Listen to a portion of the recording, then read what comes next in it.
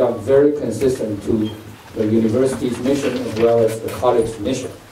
所以，我们从过去2年开始，我们就非常用心的在举办类似的活动。我们利用适当的时间，邀请various social entrepreneurs around the globe to share their experiences with us. So it will be our honor to have Dean with us today to talk about, his journey. I look at the title saying that it's a 40,000 kilometers regarding promoting the fair trade coffee. So he asked me, don't say too much about him because otherwise he won't have too much time to talk about himself. So let's have a very big round of applause to welcome Dean. And I have to say sorry because I have another meeting at 12:30 and I have to leave after a little while. So a big round of applause for Dean. Thank you.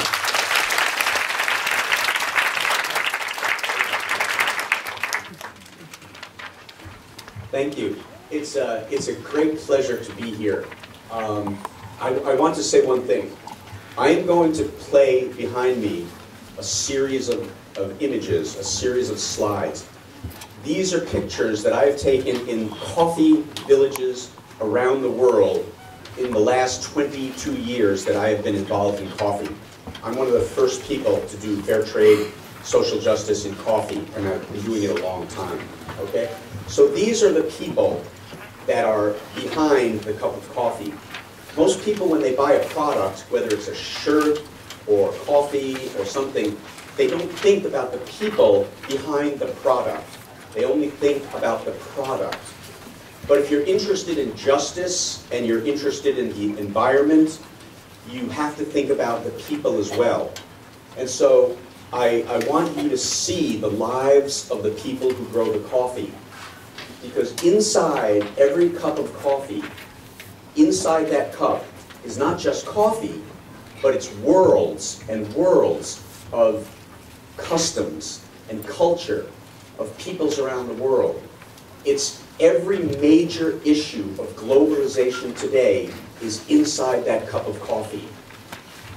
Economics, the environment, women's rights, war and peace, all of the major issues are inside that cup of coffee. And so when you engage in trade in coffee, you have to be aware of those issues and you have to make a decision. Am I going to participate in addressing those issues, in making the world a better place, or am I just going to buy the coffee? That's the difference between a business person and a social entrepreneur, right? A social entrepreneur recognizes, a social entrepreneur knows that any product represents much more than the product. It represents the people and the issues around the world behind that product. And the social entrepreneur wants to do something about it. The social entrepreneur will come up with innovation, different ways of addressing the problem through a business. And that's what I want to talk about today. I want to talk about the way I did it, okay? The nice thing about being a social entrepreneur is there's no formula. Everybody creates their own way that reflects who they are. And that's important because I find a lot of students, I speak in business schools and universities a lot, and I find a lot of students say, I want to do something good, but I also want to support my family. How do I do that? And of course, you can do that, but you have to find your own way. For me, I thought I would do that as a lawyer. I went to law school, and I practiced law for about 10 years. I was doing environmental law, and I was doing indigenous rights law, working with native peoples. And in the United States, I was the first environmental lawyer to work with indigenous peoples. It was very interesting. Nobody else was doing it. So that was very exciting, but I never felt like it was really my life work. Something was missing. Something very creative was missing. So I found that being a lawyer was wonderful for social change, and it was wonderful for some people, but it wasn't right for me. I needed to find another expression. How am I going to make the world a better place? And that's when I wandered into the world of business. I don't consider myself a business person. I consider myself and my organization a social justice organization that uses business as the vehicle for social change. Okay? That's very, very different from being a business person who gives a little money to charity or who wants to do some nice things. Okay? Nothing wrong with that. That's okay. But if you want to participate in social change directly, that's different. That's where the entrepreneur's world is. Okay? So, let me talk about my path. The reason is, I don't think there's a formula for social justice, or this is the only way you can do it. I also don't think that we always know what we're going to do, right? I thought, I'll be a lawyer, that's a good thing. And then I found out, that doesn't work. So I want to share my path towards coffee, because I think it's a good instruction for people to understand you don't have to have the answer yet. You don't have to know exactly what you're going to do. My belief is if you have the right intention and you have integrity, then as you progress, those opportunities will come up. And the entrepreneur grabs the opportunities when they come up. And that's very exciting. So here's my path. I was a lawyer. I was working with indigenous peoples around the world. I had been involved in some development projects in India, Iran, Thailand, many years ago as a development worker. And so I had these experiences. I wanted to stop being a lawyer, so I started to teach in universities.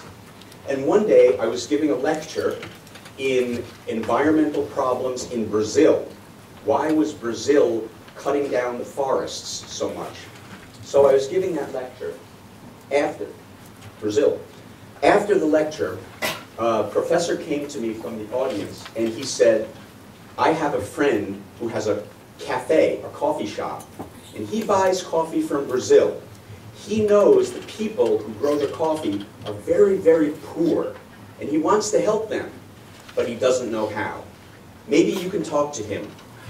This was 1988. No fair trade, no coffee kids, no anything. No, it was new. It was a new frontier. So we met and we decided that we would create a non-profit organization to help coffee farmers because there was no such organization. So we created Coffee Kids. The name of the organization is Coffee Kids. And the idea was that I, with my background in indigenous rights and development, I would go to coffee villages around the world and work with these kind of people who grow the coffee. And I would find out what are their big problems, what do they want to do to change their lives, and we would develop a project to address that. Maybe it's education, maybe it's water, maybe something else. Then I would come back and the other guys in Coffee Kids would go to the coffee industry and ask for donations. So we would go to Starbucks and ask for $1,000. We would go to another coffee company and ask for $1,000. And that would fund the creation of our projects. That's good charity, and there's nothing wrong with it. But it's not social change. Charity is not social change. Those are very different worlds. So after a number of years of doing this, very good projects, good work, I came to realize that something was missing. It didn't feel like things were really changing. It was good, we had good projects, and people were getting help, but it didn't feel like it was enough. So I thought about it, what's the problem here? What's not working? And I realized these companies were giving us some money to do a well or to do a good project, but they were not changing the way they did business with the people who grew the coffee. So the people who grew the coffee would never get out of poverty. Their lives would never change significantly because the business practices were always the same. So they would always receive the same amount of small money. And maybe the best they would get is a development project, a small development project. So that wasn't working. That wasn't social change. So I wondered, what would it look like? What would it happen if a company paid the farmers real money, good money for the coffee, money that has meaning in the farmers' lives? Would it be possible for the company to still be profitable? Then I had a second question. What would it be like if the company took responsibility for the conditions in the village? Okay? Not because it's my fault, I didn't create the poverty, but if I'm going to work in those villages and I'm going to take a product from those villages, the price that I have to pay is going to be very small because the people are so poor and the conditions of living are so small, so low. So that reflects a low price. So if I'm going to take advantage of that low price, I should also take responsibility for the conditions of the people and participate in ways of making their lives better. So that's what I thought. And I thought, okay, the only way to do that is to create a business. So in 1993, I created Dean's Beans Organic Coffee Company, my company. It was the first social entrepreneurial business in the coffee world.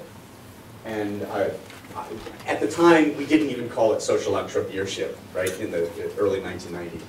But that's what it was. And it was an experiment to see if a company could pay good prices and do good development work, could the company still be profitable? Because if it couldn't be profitable, what is it? It's a charity. It's a nonprofit again. But if it could be profitable, then we're a model. We're showing all the other companies in the coffee world, you can do this too. And that was our goal.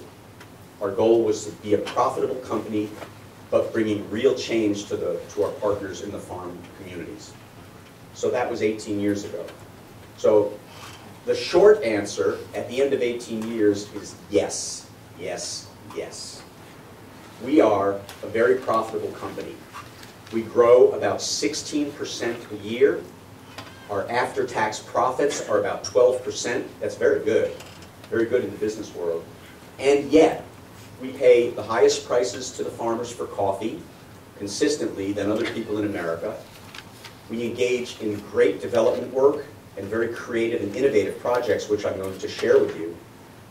And at the end, we're profitable and the farmers are happy. So the model works, and I'm very happy about that.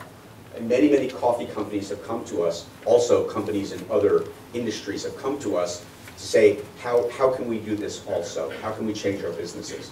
So I'm very happy that, oh, that's the deans of another school, right? Deans of the guerrilla school, guerrilla marketing.